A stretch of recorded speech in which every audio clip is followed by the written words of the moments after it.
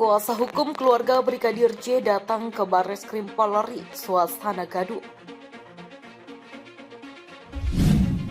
Laporan sudah diterima. Pertama, legal standing kami dulu, surat kuasa ya. Ini surat kuasanya. Jadi kami ada penerima kuasa. Kemudian laporan kita telah diterima. Kasih dulu Pak, tanggung Pak. Keluarga besar almarhum telah memberikan kuasa kami sebagai tim advokasi korban penembakan untuk melakukan langkah hukum dengan melaporkan kejadian tersebut ke Mabes Polri. Tanggung Pak. Baik, laporan kita telah diterima, yaitu laporan tentang dugaan tindak pidana pembunuhan terencana. Bang, bukunya taruh lagi agak bawah. Pembunuhan terencana sebagaimana dimaksud pasal 340 KUH pidana. Itu 3 pasal sudah diterima ya. Kemudian barang buktinya adalah surat permohonan visum et repertum dari Kapolres Jakarta Selatan. Ini dia ya. Pada tanggal 8 Juli 2022, di mana di situ dijelaskan ditemukan mayat seorang laki-laki pukul 17.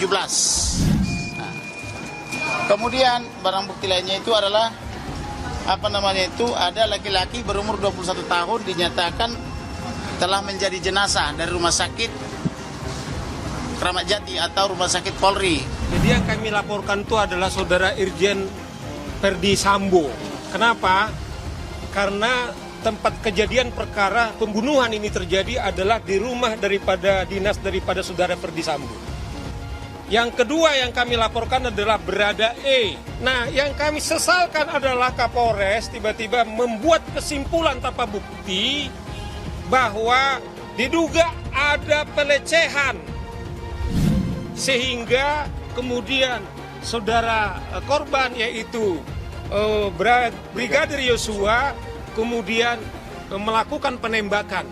Nah, oleh karena inilah supaya kasus ini bisa terang benderang, kami minta supaya segera diusut. Setidaknya saudara Ferdi Sambo saya kira dinonaktifkan juga. Dalam kesempatan ini, ya betapa banyak kejanggalannya ya, frankly speaking. Ya sama seperti dengan KM50 ya. Bedanya adalah KM50 labirinnya terlalu lebar. Temboknya terlalu tinggi dan terlalu tebal. Sehingga tidak gampang dilampaui atau dijangkau atau dilewati. Kalau ini ya mungkin tidak susah-susah amat.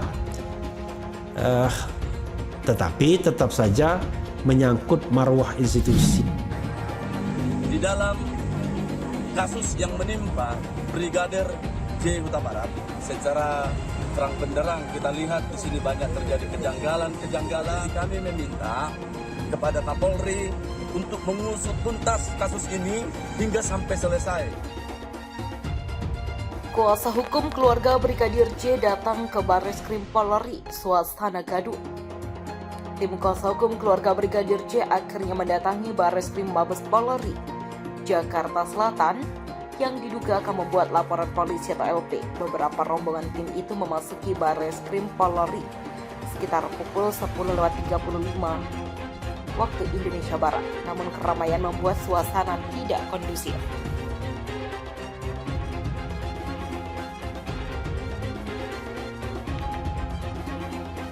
Sudah masuk dulu Barreskrim kata salah satu tim tersebut. Setelah itu rombongan kuasa hukum keluarga Brigadir J pun memasuki Barreskrim Polri tanpa sepatah kata apapun. Sebelumnya Johnson Panjaitan selaku salah satu tim kuasa hukum keluarga Brigadir J mengatakan pihaknya telah mendapatkan tugas guna melaporkan kejanggalan tersebut ke polisi. Keluarga besar almarhum telah memberikan kuasa kami sebagai tim advokasi korban penembakan untuk melakukan langkah hukum dengan melaporkan kejadian tersebut ke Mabes Polri, ujar Johnson Panjaitan dalam keterangan tertulisnya. Menurutnya langkah tersebut diambil setelah reaksi publik yang besar terkait kematian Brigadir J oleh Barada E dinilai terdapat kejanggalan. Selain itu, dia mengatakan laporan tersebut guna membantu polisi dalam mengungkap kasus kematian Brigadir J. Kami akan datang sekitar pukul 9 waktu Indonesia Barat hingga selesai jelasnya. Sebelumnya, kematian Brigadir J di kediaman Kadif Propam Irjen Verdi Sambo Duren 3 Jakarta Selatan pada Jumat 8 Juni 2022 masih menyimpan misteri. Sebab pihak keluarga mengklaim bahwa Brigadir J mendapatkan beberapa luka yang tak wajar selain tembakan peluru. Adapun baku tembak itu terjadi diduga karena Brigadir J mencoba melakukan tindakan pelecehan kepada istri Kadif Propam Irjen Verdi Sambo.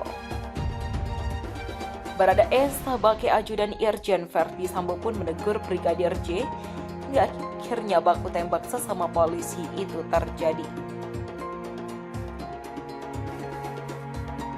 Beberkan kondisi mengenaskan jasad Brigadir J, pengacara Komarudin Simanjuntak disiksa dulu baru ditembak. Pihak keluarga Brigadir J menolak mentah-mentah hasil visum yang dilakukan Polres Jakarta Selatan. Dengan kondisi jasad Brigadir B yang bukan cuma ditemukan luka tembak, muncul pertanyaan tajam dari pihak keluarga polisi. Pertanyaan berikutnya, apakah dianiaya atau disiksa dulu baru ditembak? Atau ditembak dulu setelah jadi mayat baru disiksa? Ini kan pertanyaan juga. Harus jelas, kata kuasa hukum keluarga Komarudin Simanjuntak di Mabes Polri pada Senin 18 Juli. Pihak keluarga tidak yakin kalau Baradae bisa melakukan semua ini seorang diri. Bahkan mereka menduga penyebab kematian Brigadir J bisa jadi dilakukan oleh lebih dari satu orang. Setidak-tidaknya menurut pikiran kami ada terdiri dari beberapa orang. Bukan hanya satu orang, bisa lebih 2 atau 3 orang karena ada yang berperang mengenakan pistol, berperang memukul, ada yang berperang melukai dan senjata tajam, bahkan mungkin dengan sangkur atau dengan laras panjang, lanjut dia. Jadi dengan banyaknya luka maka kami sangat yakin ini pembunuhan berencana. Kenapa pembunuhan berencana? Karena begini penjelasan dari Karopenmas Polri adalah tembak-menembak. Atau satu orang dengan menembak 7 peluru yang menembakinya adalah sniper. Tidak kena tetapi yang tembak balik dari Baradae tembakannya 5 kali menghasilkan 7 lubang. Ini ajaib, harus diperiksa ini senjata apa ini?